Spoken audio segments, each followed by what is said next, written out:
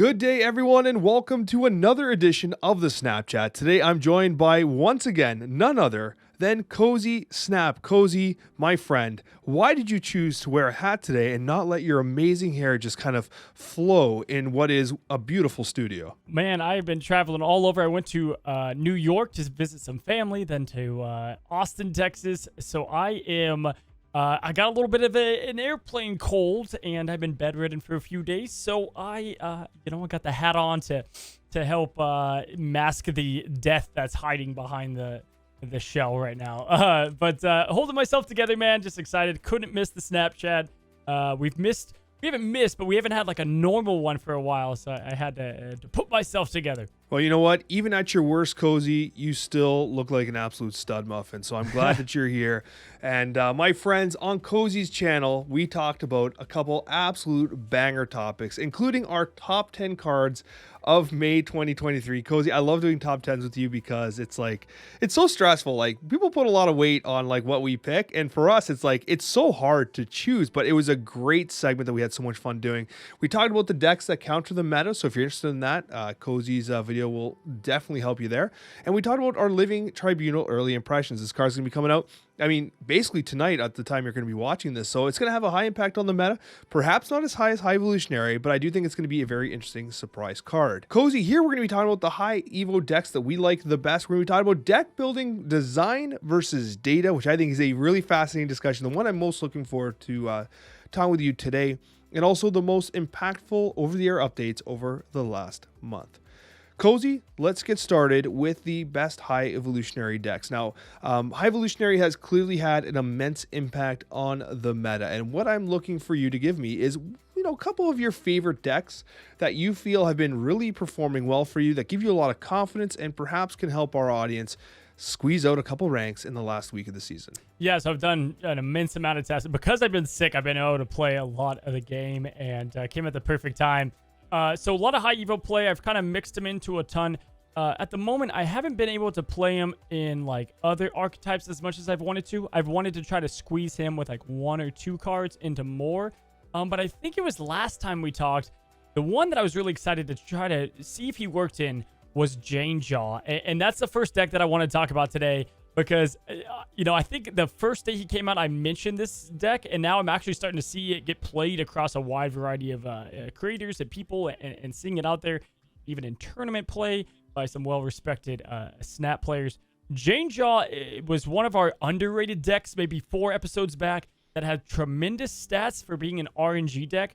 And now that you have the Hulk to kind of slam even additional power, but what it is having the ability to have Jane Foster in the list to pull the Wasp reliably. So there's multiple variations of the list. I think Iron Lad works well. This is going to be one that I think caters to the more people. But we have Wasp, Sunspot, Shocker, Lockjaw, Thor, Jubilee, High Evolutionary, Vision, Jane Foster, Chavez, Hulk, and Infinite. So what's cool here? What is High Evo bringing? Well, you have the Wasp that has multiple negative pushing effects, which we have under High Evo.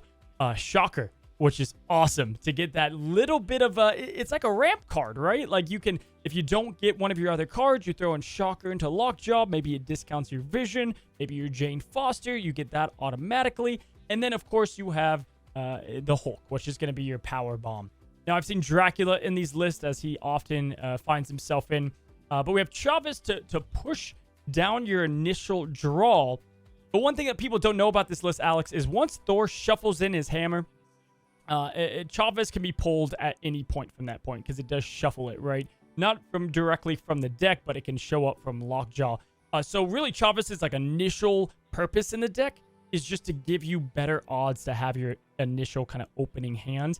But this deck has so many variations. There's a lot of cards that can fit in it. And I'll be damned, it is very high performing. In my own testing, I'm at 64%, near like 180 games. I played way too much of this deck, just testing out like a bunch of different variations. This one has Vision. You can have multiple different cards in the deck.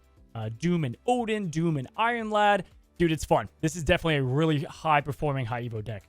I'm really surprised to see High Evolutionary kind of working in the number of archetypes that it is, right? Like, I've been experimenting with Thanos High Evolutionary, and to see you running Jane Jaw High Evolutionary to such tremendous success honestly is inspiring. It goes to show you just how versatile High Evolutionary is and why it did so well on our top 10 list that we talked about prior. And I mean, it really is amazing how well these lists are performing. And I have one that, I've been loving. Like, listen, I've been experimenting a ton with High Evolutionary, but when it comes right down to it, there is one very specific list that I'm turning to. And I call it the Evolution of Control. And, I have it up on the screen here. And basically, the Evolution of Control is a deck list that revolves around using the best components of both Control and High Evolutionary. You've got Wasp. You've got Sunspot, which has such natural synergy in these lists. You have Daredevil, one of my absolute favorite cards in the game. And currently, we're running the Luke Cage, which I do think over time will get substituted out. We have Jeff, one of my favorite cards in Marvel Snap, Storm, Cyclops, who is quietly one of the best performers of High Evolutionary. You have Spider-Man for that control with Daredevil. You have High Evolutionary themselves, which you hope you never draw. The Thing, Professor X, and of course, the actual Incredible Hulk, who continues to be legitimately incredible. I've been loving this list mainly because it has an answer to everything. It's something I keep going back to, Cozy, with Control.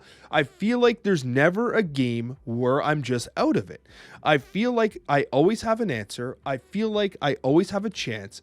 And I feel like every turn 6 gives me an opportunity to win the game with this insane Hulk. And every turn 5, I have an answer with this Daredevil. Even if I don't have Daredevil, I can just use Spider-Man to lock down a location because Spider-Man's less committal than Professor X because you can just play on top of it, even if you don't have Jeff the Shark. So this has been one of those lists that has been a remarkable performer for me.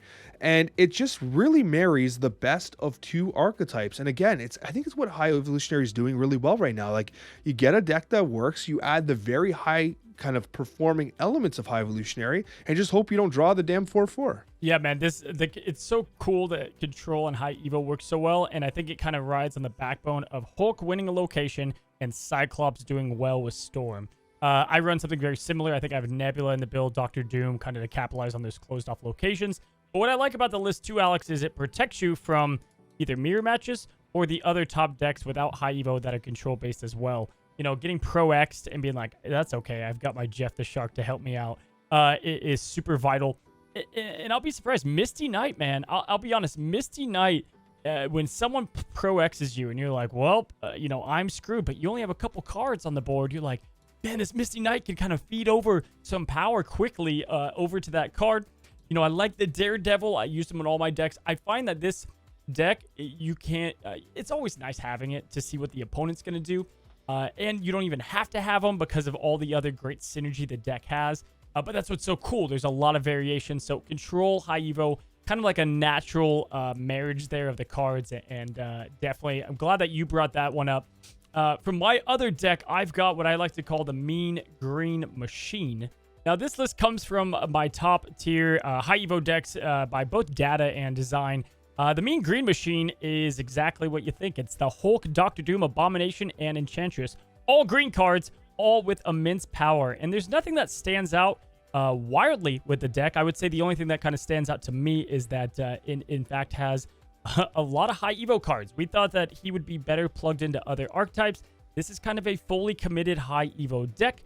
You have Wave to cheat out a lot of cards early, like the Hulk, or to shut him down on 5. But Enchantress is here to really go against the metagame right now. A lot of ongoing decks out there and or Hulks that you'll see from the opponent that Enchantress can shut down herself. You have A-Bomb that's going to be free most of the time. You have Luke Cage to protect yourself from mirror matches. I don't know what it is about this deck because there's nothing that it screams insane, but data-wise, this is one of the highest performing it's I think above 60% right now, pure data-wise, as well as I won't go into this deck as much, but as well as an A-Bomb deck. And again, it's almost the same as the one I just listed, but it's focused now on Hazmat in the Luke Cage combination with Rogue as kind of an option to help steal rather than Enchantress. So this deck has She-Hulk, it has Hulk, Abomination, Thing, High Evo, Cyclops, Rogue, Luke Cage, Hazmat, Misty Knight, Sunspot, and Wasp. Both these decks don't have anything that's like, wow, what's your win condition? It's like, it's the whole deck. There's not a bad play because it all synergizes really well. And I think that the second one you spoke about with Hazmat will start to outperform its current version once Luke Cage settles in the meta a bit. Like, Luke Cage is literally everywhere right now. Like, you're just playing Luke Cage deck after Luke Cage deck. People that aren't playing High Evolutionary are literally just putting Luke Cage into anything they can just to kind of survive right now. And as the kind of meta shifts a bit and the High Evolutionary kind of just, like, you know, dwindles in popularity ever so slightly, it'll open up Hazmat, because Hazmat obviously cannot deal with Luke Cage very effectively. And of course, your Rogue and your Enchantress, like you were talking about, will deal with that. But like you're playing a tech-centric deck and you have to tech against the tech. It's like, you know what I mean? It's like 5-head chess, right? So I mean, I think that deck will start to do much better over time. And actually, I love the fact that you're bringing up something like creative and kind of experimental. And I'm actually going to bring up a more experimental list that has been performing well, but I don't think it's in its final form, like Frieza from Dragon Ball Z. It has multiple forms. I think that we're kind of getting close to what is going to be a very good meta deck for Thanos and High Evolutionary. So what I'm going to show you here is the evolution of Thanos. And what it essentially is here is you have the Wasp and you have Sunspot. Sunspot you generally want to perhaps leave on the board, considering that you know, it is going to get a lot of value with these cards, but Wasp is a great candidate to be thrown into that Lockjaw. And bear in mind, Lockjaw has been changed so that like you only rotate one. So if you want to put some value in later in the game, you can use a Thanos Stone and then play another card on top of Lockjaw in order to ensure you kind of like secure that location. You do have the Cyclops High Evolutionary. You got the Thing as well, which is of great value. But of course, you got the Devil Dinosaur, Abomination, and then you have Doctor Doom, Thanos themselves, Hulk, and Magneto. This is a very, very kind of like top-heavy list, but that's kind of what you want with Thanos. Those stones are going to provide you with a lot of value, and most notably, that Soul Stone, Cozy, provides a ton of utility for something like an Abomination, sneaking that Abomination out early, and then playing another stone into Lockjaw. There have been so many circumstances where I'm playing Abomination plus a stone into Lockjaw on turn 4, right? If I have Soul Stone out, and then I pull, like, you know, Abomination slams on the board, and then like Magneto comes out from the Lockjaw. It can feel a little unfair at times, but then again, Luke Cage is everywhere, so that Abomination can sometimes feel like dead weight. It's an early iteration of a Thanos and High Evolutionary based list, but time will tell how additional iterations of this deck will perform. The only thing I think it's missing is the proper name, and that's what I name my Thanos deck with High Evolutionary. It's High and Stoned, Alex. High and Stoned. I mean, come on, it's right there. It's ready to go. That's a teacher in you protecting the students. Yes, but yeah, I like Thanos. I think talk about two Build-A-Bear cards that took time to figure out with their decks, but I think it's going to take even longer to see how we can marry those two cards together. I agree, absolutely. And I mean, remember, we're only a week into High Evolutionary. This is going to be a card that's going to be around for a very long time.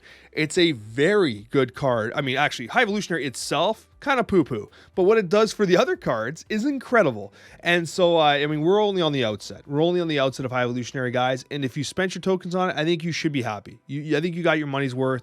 And again, kudos to Second Dinner for legitimately releasing, like, the amount of effort that they put into this card is remarkable, from the animations to just sort of like Ben Brode saying, like, this was supposed to be a joke. And here it is, right? I love the fact that they executed so incredibly on this card. And I'm glad it's bringing some excitement to Marvel Snap. Absolutely, man. Absolutely. Well, our next subject is one of the ones that I've been so excited to talk about, because I think we get asked about it a lot. And that's deck building. Now, we've talked about this in the past from tips and things that we go about when building our decks. But one thing I think is very important is I'll see people either on my own deck guides or on other things on Twitter saying, you know, you show me the numbers, which is very, very fair. I do think you need a good amount of games to showcase a deck. But what I will say is a little bit of a trap for several reasons is data. Now, not all the time, and there's reasons to have data, and I'm a huge analytical guy, always have been my entire life. But let's talk about design versus data. And that's kind of like your homebrew and or design versus the numbers that are proven that it's a good win rate deck, good cube rate deck. Alex, I'll have you start. The one thing I really wanted to talk about with this was that I think a lot of players right now are really fixating on data, and I'm not sure if it's actually good for Marvel Snap. And let me just kind of rephrase what I mean. when you know that, like, okay, we're collecting as much data as we can, and when I make my decks of the week, for instance, I try to access multiple sources of data to help try to like come to a more aggregate idea of like what the meta looks like, what's performing, and so that I can give the most accurate representation of what decks will perform. And I don't want Marvel Snap to just simply be a, well, I just Googled best deck and this is the numbers and I'll just play that, right? I think that there is a lot to be said with design being a core component of your experience. And I mean, there's no shaking that sometimes data really does a lot to inform on what actually performs. But the interesting thing about Marvel Snap is that I very rarely lose 4 and 8 cube games against decks that are heavily meta-based decks with tons of data on them, decks that I'm very well aware of. Those aren't the ones that cash me by surprise for 8 cubes. It's the ones that are designed by the individual person that I'm looking at and I'm thinking, I don't know what he's going to do on turn 5 or 6. Those are the ones that get me for 4 and 8 cubes. And those are the ones that I think can be the hardest hitting. And there's no data for them. There's going to be a limited data set. And so I don't want to discourage people from accessing data and making decisions about data. But I really do believe that there's a lot of opportunity out there to design a hard-hitting deck that your opponent isn't ready for. It's a reason why when we release decks, they never perform to what I tested it as, right? Because the public's getting it, and then everybody knows what's going to be coming, right? And I think I've seen other really high-level Snap people talk about this as well. As soon as you see the surprises, well, then that takes away the surprise, right? And what I will say with that is exactly why something like Rocks and Hawks is what had me fall in love with the deck was Agent Coulson, because he was giving you other options that your opponent couldn't predict. And Snap, with it only being 12 cards, the data can only say so much. I think you can definitely build off the core builds of decks, but yeah, then you're playing the most obvious thing that you're expecting, right? Like, you know what to expect, and with Snap, so much of it has to go about surprise. I think move decks, people that have really mastered those, are incredibly skillful because it's always a different variant of what you're kind of playing out there.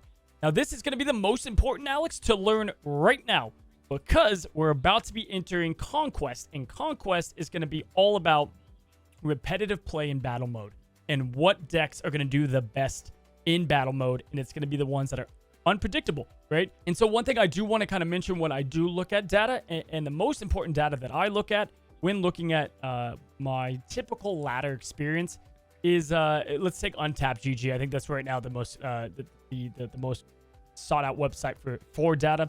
Their tier list on there, I don't think their tier list is 100% correct, but what it does show is you can limit it down from 60 to infinite. And you can see right now that 9.1% of players are playing Galactus.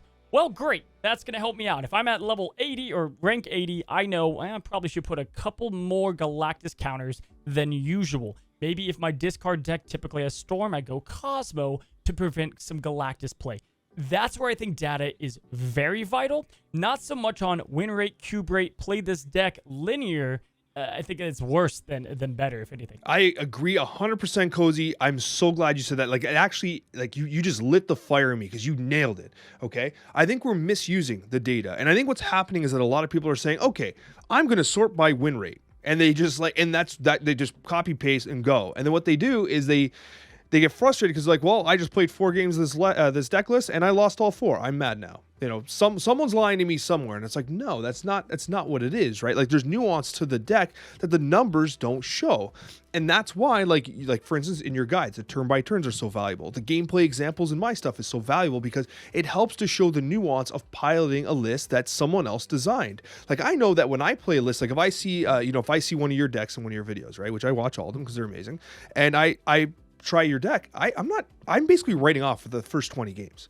Because it's not a deck that I designed. And I need to learn the nuance of, like, hey, when Cozy did this, when he designed this deck, where was his head at? Like, what was the kind of the interactions that he was looking for? Because it's harder than people realize to kind of put your headspace into that of the deck creator to actually make the deck work as was intended. And the data doesn't show that. It just doesn't. And I love the fact that you bring up that if you're really looking to use data in a positive way, identify what are the most popular decks and how in your own deck design you can counter them. It's the reason why last month I had Polaris in like everything. It's because there was so much Galactus. Polaris was a natural fit where it's 5 power on the board, and hey, that Yondu, it's over here now, and good luck playing Galactus. Same reason why Storm was so good is shutting it down all the I mean, Goose, and there's the reason why Goose is in almost all of my Surfer list is because Galactus cannot deal with Goose, right? And neither can Hulk anymore, right? So, I mean, there's so much to do with data, and I just don't want it to be something where like people just look at and just sort by the highest win rate, because it just doesn't work that way.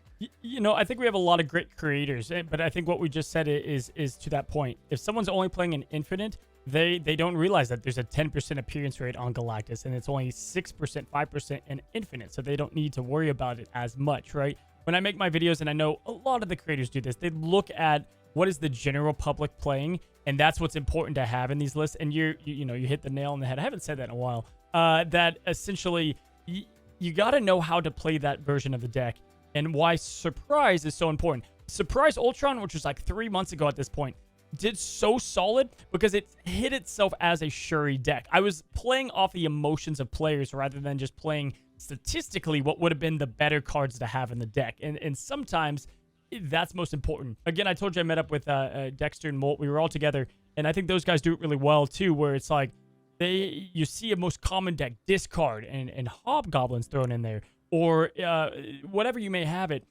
The thing is, if you look at these decks that are doing really consistent, it's because they're great with variants and variables, right? Discard has Swarm, which allows you to play in multiple locations, and or the America Chavez and Apocalypse decision. Sarah Control can capture a wide variety of counters within one deck, depending on no matter what it goes up against. So even though they're a bit more linear, those decks do provide some variance that is going to help with that data overall. But when you have a list that's like very cookie cutter and people know exactly what they're going to get, it just doesn't perform. Now, Shuri was really hard to counter, and so it didn't matter if you knew it was coming up. You didn't have the tools to go against it. It's why new cards do really well, and then they kind of go down. I had like a 75% win rate with Dazzler when she came out. She's a garbage card, right?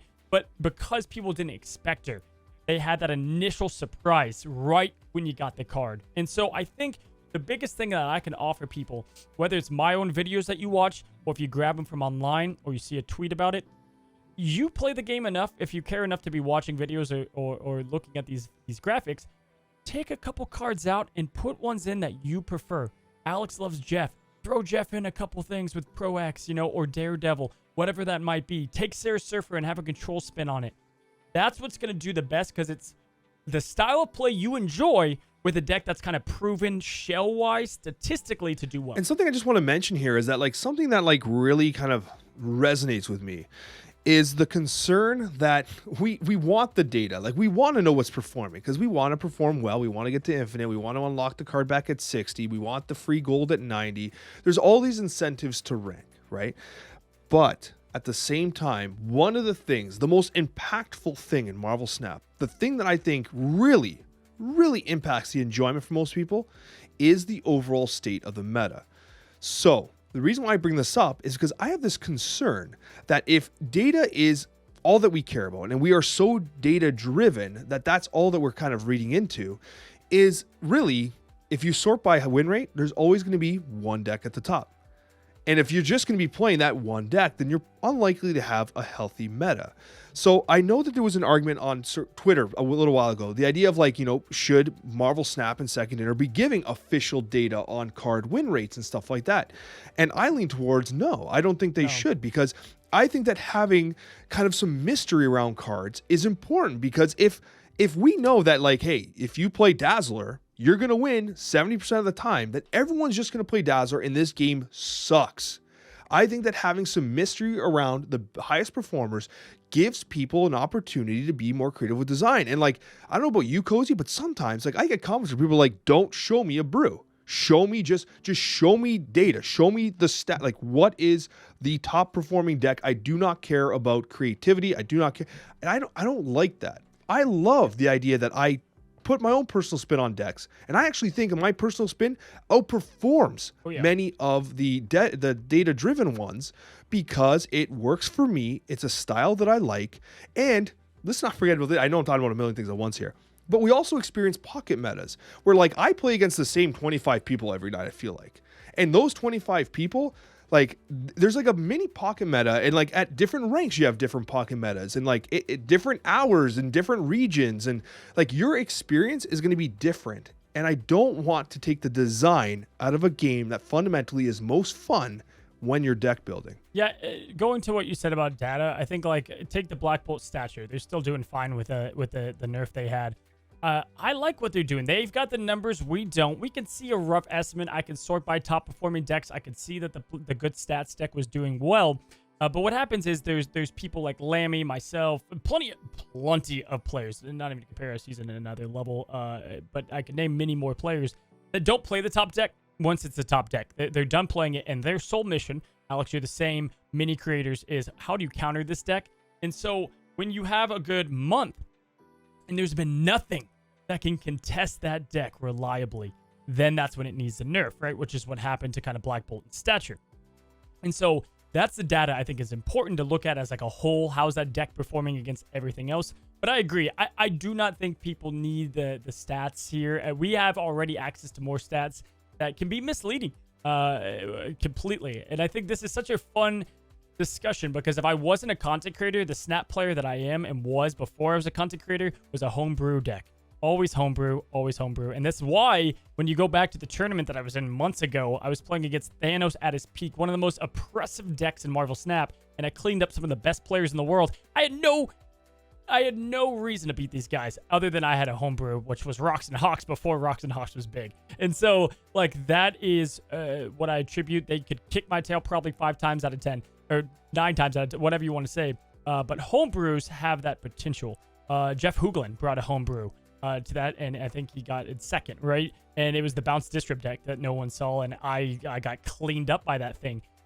Homebrew decks do so well because you know how to play it, and or people don't expect it.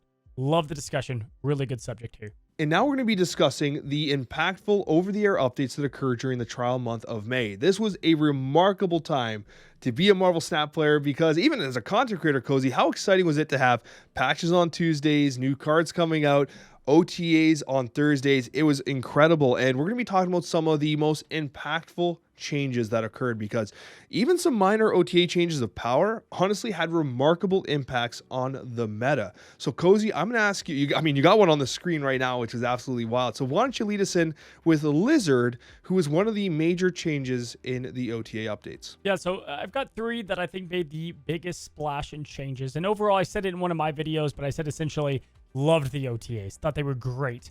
I felt like they were too much on the weeks where we had Enchantress and Sandman changes, and it made a lot of big things splash there. But then it was fine when we had this last week, Invisible Woman, whatever. It felt like something was always fresh. Sometimes I wanted to kind of like let things rest, and it gave the new card feel that we've all been looking for if we couldn't get the new card. Now, Lizard was by far probably the most impactful, if not one of the most. This was the most by a mile played 2-cost card by a long shot. I believe we even had it in our top 10 list. Now, man, I am seeing like no lizards. It's crazy how this card is still pretty dang good, but it's just, it had such a big impact going down by even 1 negative power point when pushed with 4 cards. So this was a perfect example of just tweaking a number or two to really change the overall play in making Zabu, Jeff the Shark, and Hitmonkey, Morbius. You're having all these other 2 costs that can rise up to just the pure stats and con that Lizard had. So Alex, this was the one that like defined like, oh, okay, this is why OTAs are going to be so damn important. And it's kind of funny because they did mention in passing that this was a very minor change. I believe it was in the patch note. This is the lowest impact OTA we've ever done to date. And I'm like, no, man. No, this is big, because I think it impacts the sentiment around the card, the way people vision themselves playing the card. And as a result, like, people are terrible. Like, you don't want a 2-1 on the board. Like, you to play a 2-1 for what? Like, that's all. You may as well not even just skip turn 2 and get a bigger Hulk now, right? So talk about emotions, man. Like, we talk about this all the time. When Sherry got nerfed, she wasn't as bad as people thought, but no one played her. The stature Black Bolt nerf, dude, there's still such a good deck, but people are like, it's ruined, right? So, like, they won't play it anymore. That's like, that has a little bit of the emotion behind these nerfs and how people feel about it, like what you just said. Now, Alex, I'm going to bring up one more, and then I'll pass the torch. Enchantress, we saw her go up to a 6 power card. Yep, kind of ridiculous. Now she's down to 5 power. Man, this is the sweet spot. I feel like this is such a good sweet spot for the card. She rose to the top of just being played everywhere. Now she's in that mid. Do I go Shung? Do I go Enchantress? What way do I go about it? But this really changed the landscape of ongoing decks. Devil Dinosaur almost went extinct from the meteor, man, of Enchantress once she kind of rose up. Rocks and Hawks, it kind of took a downfall a bit. Other kind of greedy ongoing decks. Cosmo was there for the greedy on reveal, but there wasn't really something for the greedy ongoing. And Enchantress's OTA adjustment was one of my favorites because of it. I thought it was wild, and like it really speaks to how important these OTA changes were. That Enchantress went from a 4-4 to a 4-6, and then back down to a 4-5 within a week. I mean, that's a lot of change. That's like multiple OTA changes on Enchantress itself. And for what it's worth, I still think it could have survived as a 4-6. I don't think it was that destructive. However, it was probably a bit too good. Like, again, they probably had the data that showed that Enchantress was probably too strong. But, like, I was surprised it went down as quickly as it did, but it was so good, right? And, I mean, Rocks and Hawks, it was a scary moment there where, like, Enchantress is everywhere and, you know, Shang-Chi's be punching and Enchantresses be mutant, and it's like, man, Rocks and Hawks be scared, but you know what? Rocks and Hawks always prevails. Maybe those OTA changes are just protecting Rocks and Hawks. I don't know, buddy. But they one thing I will say, the checks. They must be getting the checks that I'm wiring them on a weekly oh, that's basis. right. Yeah. That's right. Low key, Cozy Snap be wiring second dinner money to make sure that the Rocks and Hawks is repeatedly protected. Oh, and by the way, your analogy of the meteor of Enchantress extinct, making the Devil Dinosaur going extinct, might be the greatest sentence ever spoken on a podcast. So congratulations, sir. You've done it. You've won podcasting. Congratulations. Yes. Give me an OTA card that you like, my good sir. All right, I got 3 for you. And the one that I think was the most impactful on the meta, low-key, that I think people kind of forgot about, was Sandman. Sandman's reduction of power, because remember, it was a 4-2, and then it went to a 5-5, and then it's to a 5-3, and like, it really kind of just fell to the wayside. And the changes now to Wave kind of make Sandman feel a little icky, right? Like, you don't really need it as much anymore. Sandman kind of really fell off after this nerf, and it was like, it's one of those things where like, listen, we don't want Sandman to be like the most popular card in Marvel Snap. So can you imagine a card game where you're just not allowed to play cards? Well, that's what Sandman does. And so I think it makes sense to mitigate Sandman's effect on the meta. But this was a huge OTA change, because it took Sandman from being meta relevant to you're garbage again. See ya. Yeah, it's the same thing that happened to Leech. It's still a card that's super oppressive, but because of the what you said about Lizard, people just aren't playing it as much, and thank God.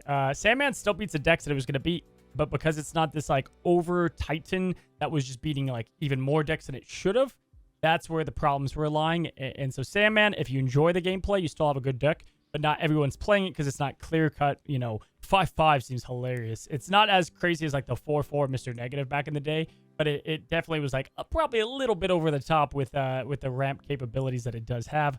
Definitely a very impactful OTA card. What do you got for another one? The other one I have here is Collector. I thought that the Collector change, I think most people are kind of sleeping on how impactful it is. And this might be a product of the fact that I play a lot of Collector-centric lists. Like, I love Shield Devil Dinosaur base lists. Like, just, they're not the highest performing ones, but I do enjoy them. I love Discard. Swarm Discard loves Collector. And, like, again, if Collector can get to 2-6, like, it's kind of done its job. We're being spoiled by the Morbiuses of the world in Discard. Like, Collector is doing its thing. It has, even now, like, even the Moon Girl is starting to come back. Like, you're starting to see a lot of Moon Girl. Collector loves Moon Girl. Might I even say Nick Fury? How did Nick Fury not get OTA'd, by the way? I know, like, right? Could I just beef this for a sec? How the hell does Nick Fury dodge an OTA buff? Like, is the money that I wired not good enough because it's Canadian dollars? Yeah. Is that what it is, second dinner? The Canadian dollars I'm wiring you is just not enough for a buff to my boy Nick Fury? Cozy, now I'm just upset. Strong Guy, Nick Fury are both at a bar, just like, what the hell did we do, right? And Crystal's over there just laughing, taking shots. I mean, it is truly remarkable that a couple cards, like Angel is just dead on the ground. Like, dude, a couple cards just like didn't see the light of day. And like, I'll see Glenn on Twitter every now and then be like, yeah, that we're not really concentrated on that card at the moment. I'm just like, and I'll see things like Angel, and I'm like, oh, God rest your soul, sweet giant. I don't know what the hate is there, but Collector, man, a pure Collector deck is literally probably a top 10, top 15 deck of the game. It does really well at the moment. because it doesn't have a natural counter. There's a lot of just strong cards with the collector. And then, yeah, 2 costs. His biggest con is just getting him out there before the other cards. But once you do, extremely strong. The last card that I have for the OTA that I thought was substantial, way more than I thought, was Venom. The 3/3, the stat line of 2, being able to play Venom and it doesn't feel like a god-awful play, or Sakar pulls it down, or some other garbage happens where your Venom comes out and you're like, 1 power point is the best I have, or even better, curve. You have nothing else to do, and you have this stupid Venom that was 3/1, and you're like, dude, I have a -2 Shadow Ninja on the board, and I've got, like, there's no way to play it. Venom now feels so good. The arrow nerf made him feel good too, because he's not being, as moved around. He has a lot more cards that complement him. The death adjustment. God, dude, this Venom was one of my favorite buffs that we've gotten. And I didn't realize it when I first saw it. But this is one of my bigger winners too. The buff makes a lot more sense in retrospect now, seeing what they've done to Wave, because like that whole like Wave kind of really impacting the death style list, destroy style list, and like so the Venom buff was definitely required. And obviously there was an OTA change to death too, which I don't think death's done yet. I think that they might touch up death a little more still, because I still think death feels a little underwhelming right now. But I think you're right to identify this Venom change was huge, and like Venom fell completely off the meta, and it's a really cool card. And I love the fact that like you can, anytime you can play Arnim Zola, I mean, I'm having fun. I don't know about you, but I'm having fun. Always. Wrap us up. What's the last card that you think is the biggest winner? Okay, this was kind of stupid, but I got to give a shout out to my boy Orca. Video coming this week with an Orca list. I'm so glad Orca got buffed, guys. I love this card. I'm going to be doing a video about Orca this week. I have this low-key deck. No, put the pixel back up. You always complain when I have the pixel up. I'm getting used to it now. I'm starting to come alive with this this pixel variant. It's so bad that it's good, honestly. Like it's like he has like 2 sets of he does have 2 sets of teeth. Like his whole face is just sets of teeth. It's just so bad. Anyways, I love Orca so much. It has been one of those cards that, like, honestly, no one is accounting for the 16 power I drop in a solo lane. It is. I would love to see the data. I bet you it is one of the best surprise cards from Marvel Snap. Like the win rate has got to be good, because when you drop Orca, everyone's like, "Well, I didn't see that coming. I did not account for that at all." And could Orca be an amazing card with Living Tribunal?